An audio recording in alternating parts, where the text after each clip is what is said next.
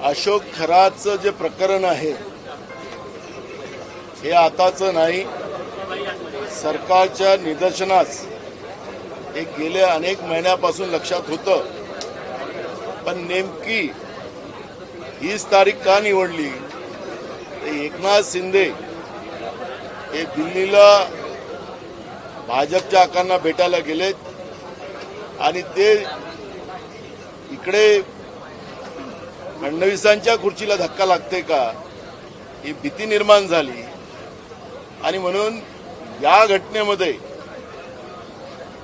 जो राजकीय वास येतो आहे त्याचं कारण आहे की महाराष्ट्रामध्ये एकनाथ शिंदे असतील की फडणवीस असतील यांच्यामधला जो संघर्ष आहे तो विधानसभेतही आम्ही पाहिलेला आहे आणि त्याच्यामुळे या अशोक खरातला त्याच्या बंधुगिरीच्या बाबतची सरकारला माहिती असल्यामुळे त्याला ऐन वेळेवर हे सगळं वातावरण बदलवण्याच्या दृष्टिकोनातून आणि याचे धागे खराताचे देशाच्या गृहमंत्र्याबरोबर आहे आणि म्हणून अशा पद्धतीचं हे ट्रँगल उभं करण्याचं काम या बंधुबाबाच्या प्रकरणात केलं गेलेलं होतं. आपल्याला लक्षात असेल, मी विधानसभेत बोललो की ज्या आयजी आहेत तिथले नाशिक विभागाचे,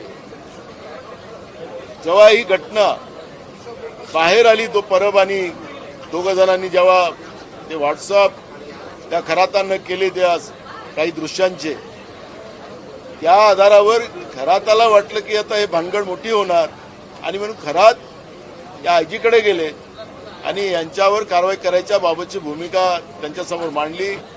2 कोटीचा सौदा झाला आणि 2 कोटीचा सौदा झाल्यानंतर पण इकडे राजकीय खुर्चीची ओढताळ झाली आणि मग इथून जे आदेश गेलेत आणि त्या आधारावर खरातावर गुन्हा दाखल झाला. तर इथं प्रश्न निर्माण असा झाला की सरकारला ही सगळी घटना माहीत होती, त्या ठिकाणी महिलांचं शोषण होते आहे, त्यांच्या शुद्धीकरणाच्या नावाने चांगल्या चांगल्या घरच्या महिलांना त्या ठिकाणी ओढून त्यांच्या पांढरपेशांबरोबर उद्योगपत्यांबरोबर जोड्या लावून त्यांचं अजून शोषण घेऊन त्यांचं ब्लॅकमेलिंग करून खरात त्या ठिकाणी पैसे लुटत होतं हे सरकारला माहीत होतं, पण सरकार त्याला राजकीय वापर करते आणि हिंदूच्या नावाने सत्ता गाजवणारी लोक, जी लोक हिंदू धर्माला भ्रष्ट करतात, त्या भ्रष्ट करणाऱ्या लोकांना पाठीशी घालून जेव्हा त्याची गरज संपली त्यावेळेस त्याच्यावर या पद्धतीचा कार्यक्रम लावायचा आणि तिथपर्यंत महिलांचं शोषण होऊ द्यायचं, या पद्धतीच्या घटना या निमित्तानं लक्षात आलेल्या आहेत. विधानसभेत आम्ही सांगितलं की मुख्यमंत्र्यांनी याचं उत्तर दिलं पाहिजे. ही घटना ज्या पद्धतीनं आपल्याला सोपी वाटते ती सोपी नाही आहे. सरकारचं याच्यामध्ये सहभाग आहे. तो बंधुबाबा देशाच्या गृहमंत्र्यापर्यंत, राज्याच्या मुख्यमंत्र्यापर्यंत अनेक मंत्री 7 मार्चला पुण्यामध्ये हा जो खरात होता दिवसभर एका मंत्र्याच्या घरी होता 7 मार्चला, मी तोही उल्लेख केला. त्यामुळे ही सगळे मंत्रिमंडळच या खराताच्या ओशन पाण्यामध्ये हे भिजलेलं आहे आणि म्हणून या सरकारने राजीनामाच दिला पाहिजे. महाराष्ट्राची बदनामी करणाऱ्या या मंत्रिमंडळालाच फडणवीस सरकारने राजीनामा द्यावा ही भूमिका आम्ही मांडलेली आहे. दुसरा महत्त्वाचा प्रश्न की हे नुसतं आपल्या महाराष्ट्रापुरतंच नाही, आता देशपातळीवर गेलं, जागतिक पातळीवर गेलं हे प्रकरण. मला इस्रायलमधून माझ्या एका मित्राचा फोन आला, फादरलँडमधून. फादरलँड, आपण मदरलँड में रहते, वो फादरलँड आहे. तिथून मला फोन आला की आता आमच्याकडे युद्ध चालू आहे, पण युद्धातही महाराष्ट्राची ही चर्चा या बंधुभावाची, जे महिलांचं शोषण, मुलींचं शोषण, विधवांचं शोषण, गरोदर महिलांचं शोषण करणाऱ्या बंधुबाबाची चर्चा इस्रायलमध्ये लढाई सुरू असताना सुद्धा त्या ठिकाणी चर्चा होते आहे. म्हणजे आपण जागतिक पातळीवर महाराष्ट्राची बदनामी या प्रकरणामुळे झालेली आहे आणि म्हणून मुख्यमंत्र्यांनी जे काल निवेदन केलं त्या निवेदनाने नाही चालणार. जी वास्तविकता या राज्याच्या समोर मांडावी आणि अशी बंधुबाबा जे आहेत महाराष्ट्रामध्ये जे हिंदू धर्माला भ्रष्ट करतात त्यांच्यावर कारवाई करावी ही भूमिका आमची आहे. याच प्रकरणी 2018 साली साधारणतः फडणवीसांचं सरकार असताना याच बंधुबाबांच्या ईशान्येश्वर पुण्याला 1.5 कोटींची तरतूद GRच्या माध्यमातून करण्यात आली, ती विविध कामांची. मी तो GR विधानसभेत दाखवलेला आहे. 2017 मध्ये रावल हे त्या विभागाचे मंत्री होते आणि त्यांच्याच मंत्रालयातून त्यावेळेस जे GR आहेत त्याला खूप तीर्थस्थळाला त्यांनी पैसे दिलेले आहेत. त्याच्यामध्ये 11व्या क्रमांकावर या गोंधूबाबा अशोक खराच्या देवस्थानाला 1.5 कोटी रुपये त्या ठिकाणी दिलेले आहेत. आणि त्याच्यामुळे हे जे आहे तिथं नळ योजना झाली, त्याच्यानंतर तिथं पाईपलाईन झाली, रस्ते झालेत.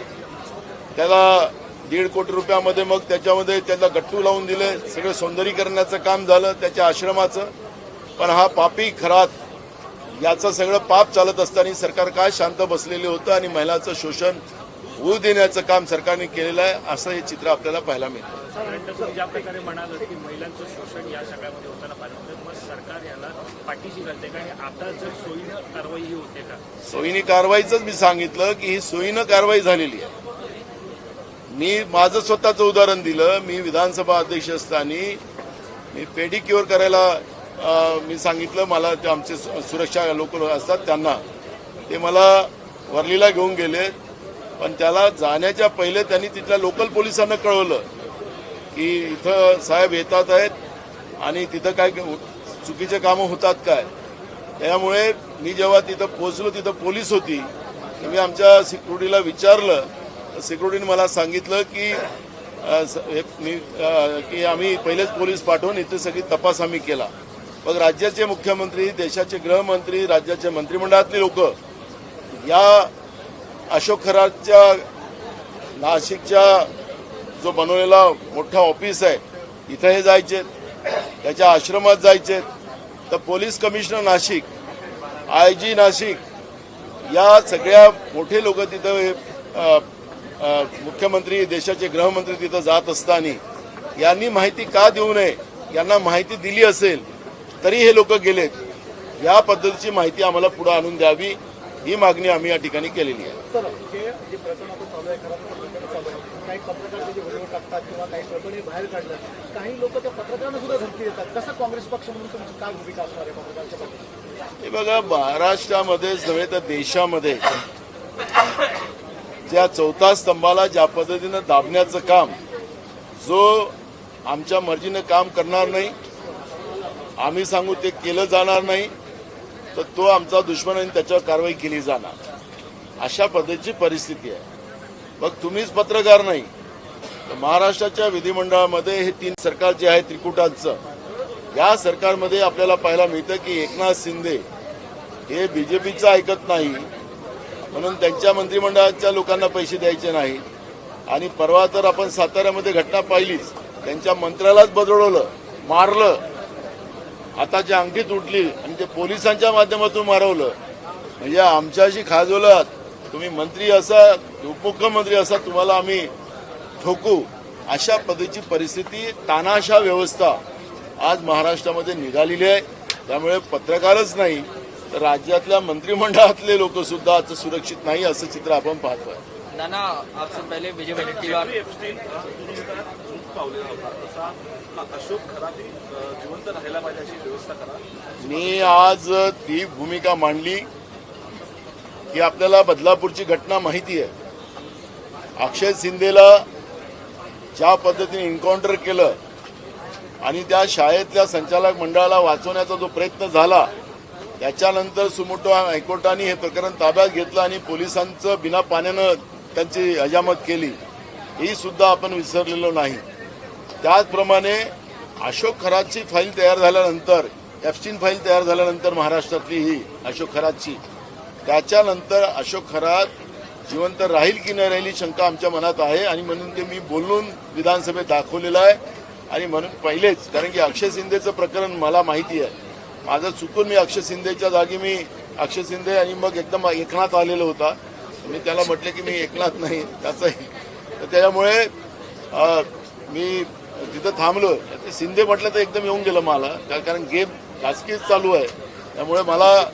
त्यामुळे मला ते भीती आहे की या अशोक खरातचं सुद्धा अक्षय शिंदे होईल का, आणि म्हणून हे झालं नाही पाहिजे, त्याची भूमिका आम्ही मांडली. संबंधित जे ट्रस्ट आहेत त्या सर्व ट्रस्टींची आता चौकशी होणार. ट्रस्टीची तर झालीच पाहिजे. मी त्या दिवशी बोललो, आजही बोलतो, ते एकट्याच चाकणकर ज्या मॅडम होत्या त्यांनाच राजीनामा द्यावा लागला. जे मंत्री, जे मुख्यमंत्री, जे देशाचे गृहमंत्री या खराचे जे लोक सोबतीला होते आणि त्या ओशन पाण्याचा स्वाद यांनी घेतलेला आहे, तर मग यांचे राजीनामे का नाही? ती महिला आहे म्हणून तिचा राजीनामा. आणि मग हे काय, हे कशासाठी जात होतं तिथे? दिसतं ओशन पाणी प्यायला जात होते. आणि म्हणून यांनी राजीनामे दिले पाहिजेत, ही मागणी आमची आहे. आजच बिल आलं महिला सुरक्षेचं पुन्हा. ते एकीकडे महिला सुरक्षा सांगायचं आणि महिलालाच बळी चढवायचं चाकणकर मॅडमच्या माध्यमातून. त्यामुळे माझा मुद्दा आहे की ते चाकणकर मॅडमचं मी काही समर्थन करत नाही, पण जे लोक त्याच्यामध्ये आहेत, जे लोक त्या ओशन पाणी पित होते, त्या ओशन पाणी पिणाऱ्या मंत्रिमंडळातल्या लोकांचाही राजीनामा झाला पाहिजे, ही भूमिका आमची आहे. संतोष देशमुख केसमध्ये एवढा वेळ झालेला आहे, आता जो आरोपी फरार आलाय त्याच्यावरती बक्षीस लावण्यात आलेलं आहे, त्याला वॉन्टेड घोषित करून. हो, एक बघा, हे सगळे नौटंकी चाललेली आहे. महाराष्ट्रामध्ये Maratha versus OBC, Banjara versus आदिवासी, गोवारी वर्सेस आदिवासी, ही महाराष्ट्रामधली आता एक नवीन परंपरा राज्य सरकारने आणलेली आहे. फडणवीसाचं सरकार महाराष्ट्रात आल्यापासून जाती जातीमध्ये, धर्माधर्मामध्ये वाद महाराष्ट्रामध्ये पाहायला मिळत आहे. त्यामुळे संतोष देशमुखाचं प्रकरण हे फक्त राजकीय दृष्टिकोनातून जिवंत ठेवायचं आणि त्याच्यावर राजकीय पोळ्या शेकायच्या. त्याला काय जमिनीमध्ये गडलाय तो आरोपी, जगाच्या पाठीवर कुठे असेल, तर महाराष्ट्राचं पोलीस एवढं कमजोर झालं का, हा प्रश्न या ठिकाणी निर्माण होतो. आणि त्या मंत्र्याला, त्या गृहमंत्रालयाचे मंत्री जे आहेत ते स्वतः फडणवीस आहेत, ते कमजोर झालेत का, हे सगळे प्रश्न या निमित्तानं निर्माण होतात. नाना, विपक्ष के कई नेताओं का ये कहना है कि अशोक खरात मामले में कई बड़े नामों को बचाने के लिए उसका एनकाउंटर किया जा सकता है. आपकी पार्टी के नेताओं ने भी ये बात कही है. मैं विधानसभा में वही बात को रखा हूं, अभी रख के ही आया हूं. बदलापुर में वहां पे लड़कियों का शोषण किया जाता था, स्कूल में बच्चे पढ़ने वालों का, और वहां पर जब ये प्रकरण सामने आया, वहां पे काम करने वाला जो अक्षय सिंधे नाम का आदमी था, वो हैंडीकैप था, उसको ये सब पता था. और जब उसको ही आरोप लगाकर, उसके ऊपर ही आरोप लगाकर पुलिस को कब्जे में लेने लगा और उन लोगों को बचाने के लिए अक्षय सिंधे को इनकाउंटर किया. सुप्रीम हाई कोर्ट ने उसके ऊपर महाराष्ट्र की पुलिस को बहुत लताड़ा था. वैसे ही एप्स्टीन फाइल जैसी हुई, जैसे अमेरिका में एप्स्टीन को जेल में मारा गया, वैसे ये बुंदू बाबा अशोक खरात को भी सब मालूमात लेने के बाद, जो फाइल तैयार होने के बाद किसी को ब्लैकमेल करने के लिए वो फाइल का यूज किया जाएगा और अशोक खरात को भी इनकाउंटर किया जाएगा, ये डर हमारे को है. और इसलिए मुख्यमंत्री ने जवाब देते समय में अशोक खरात के जो भी है उसको कानूनन कार्रवाई होना चाहिए.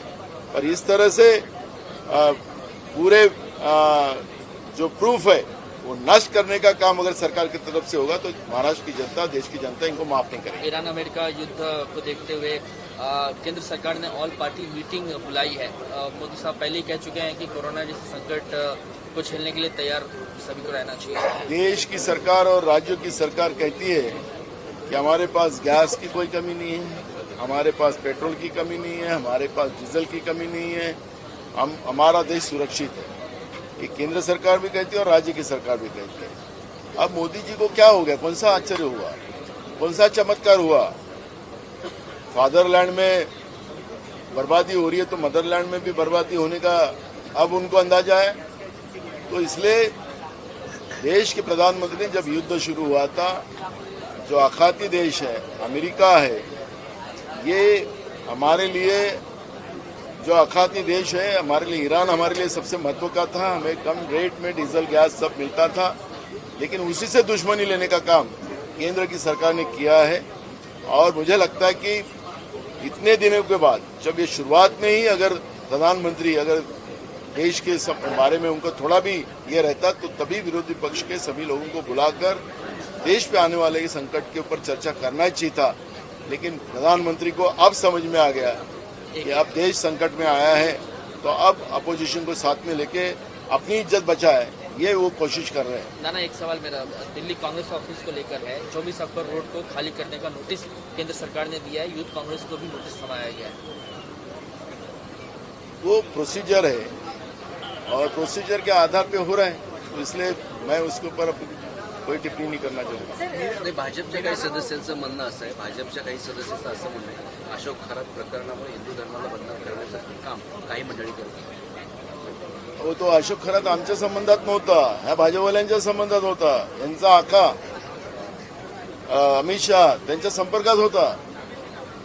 त्यांच्या सरकारचे मंत्री त्यांच्यामध्ये होते, मुख्यमंत्री होते. त्याला आता आम्ही बदनाम करायला जातो ते उलट्या चोरांच्या बोंबा आहेत. हिंदू धर्माला यांनी बदनाम केलं. या महाराजांना हेच सांगायची का भाजपला वोट करा म्हणून. त्यामुळे चोरांच्या उलट्या त्या नांदेडमध्ये घटना झाली, त्या आश्रमामध्ये तो हरिहर काय महाराज आहे, तो हा कृष्णाचा अवतार होता. आणि बायोलॉजिकल आता देशामध्ये तर झालेच आहे काही लोक, मी देवाचाच अवतार आहे सांगायला. त्यामुळे हे जे आहे धर्माला भ्रष्ट करणारी व्यवस्थाच भाजप आहे. त्यामुळे हिंदू धर्माचा नाशच हे बीजेपी करेल. धर्माच्या नावाने राजकारण करून हिंदू धर्मासारख्या या चांगल्या धर्माला बाद करण्याचं काम बीजेपी करत आहे असं आमचं म्हणणं आहे. सर, वडेट्टीवार म्हणाले की त्याचा एन्काउंटर पण होऊ शकतो. तुम्हाला पण मी म्हणालो विधानसभेत, मीच त्याला वडेट्टीवार साहेब इकडे बोलले असते, मी विधानसभेत बोललो. अक्षय शिंदे सारखं मी एकनाथ शब्द आला होता माझ्याकडे, पण मी आपला शब्द थांबवला आणि अशोक खरात यांना एन्काउंटर करतील अशा पद्धतीची परिस्थिती महाराष्ट्रात होऊ शकते. फाईल तयार झाल्यानंतर विधानसभेत नवीन विषय पुढे येत आहे की रुपाली चाकणकर या सेक्स रॅकेटमध्ये सुद्धा पुढे होत्या असा एक विषय आहे आणि त्यानंतर या दिवसांना फलित काय झिरो बट्टा सन्नाटा, काहीच नाही. घोषणा सरकार आपलं आम्ही किती चांगलं आहे हे दाखवण्याचा प्रयत्न करणार. शेतकरी वाऱ्यावर, बेरोजगार वाऱ्यावर, महागाईवर कंट्रोल नाही, कायदा सुव्यवस्थेचा कंट्रोल नाही. सरकारचं फेल्युअर आपल्याला या अधिवेशनात पाहायला मिळालेलं आहे. आम्ही विरोधक म्हणून आम्ही पूर्ण लढाई लढली, आम्ही जनतेचे प्रश्न मांडलेत, पण सरकार ते ऐकायला नाही. पाचवी बहुमताच्या आधारावर आपले सगळे बिलं पारित करणं, कामाचा जे रोजचं विधानमंडळातलं कामकाज असते त्याला वेळेप्रमाणे बदलवणं आणि या पद्धतीनं अजितदादा पवार सारख्या त्यांच्याच मंत्रिमंडळातल्या माणसाच्या बद्दलची साधी चर्चा करायला तयार नाही. अजून महाराष्ट्रात गुन्हा दाखल झालेला नाही, तो अपघात नाही, ही हत्या आहे. अशा पद्धतीचं आता आमचंही मत व्हायला लागेल. मध्ये नवीन माहिती समोर येते, त्याच्यामध्ये त्यांचं असं म्हणणं आहे, अजितदादाचा घात झालेला आहे असं आमचं मत आहे. त्याच्यामध्ये पक्ष हायजॅक करण्याचा प्रयत्न सुद्धा सुनील तटकरे यांचं त्यांनी नाव घेतलं, प्रफुल्ल पटेल यांचं नाव घेतलं आणि यानंतर सुमित्राताईंना जेव्हा कळालं त्यावेळी त्यांनी निवडणूक आयोगाला कळवलं की ही जी प्रोसेस सुरू झालेली ती थांबवा. म्हणजे पक्ष स्वतःच्या ताब्यात घेण्याची रोहित पवारांनी आरोप केला. रोहित पवारांजवळ माहिती असेल, कारण मला त्यांच्या पक्षाची माहिती नसल्यामुळे मी काही त्याच्यावर वक्तव्य करणार. मीरा भाईंदरमध्ये जे 7-11 जे नावाचं जे संस्था आहे बिल्डर, त्याच्यामध्ये मुख्यमंत्र्याचा हिस्सा आहे अशा पद्धतीचं त्या ठिकाणी बोललं जातं. जो बिल्डर आहे तो बिल्डरना स्टॅम्प ड्युटी देत, मँग्रोवच्या जागा ताब्यात घेतो, आदिवासीच्या जमिनी ताब्यात घेतो, तिथल्या रहिवाशांच्या जागा ताब्यात घेतो, गुंडागिर्दी करतो. कोणी काही करत नाही, ना पोलीस करत, ना महसूलचे लोक काही करत. आणि म्हणून हे प्रकरण पीओमोमध्ये गेलं, पीओमोमधून ते फोन मुख्यमंत्र्याला आलं, तरी सुद्धा या प्रकरणामध्ये लक्ष दिलं जात नाही. याचाच अर्थ मुख्यमंत्र्याचा त्याच्यामध्ये सहभाग आहे. अशा पद्धतीची आता चर्चा मोठ्या प्रमाणात होते. अजितदादाची ही फाईल टाकल्या जाईल की या अधिवेशनावर सरकार मायबाप आहे, त्याच्यामुळे काय करणार.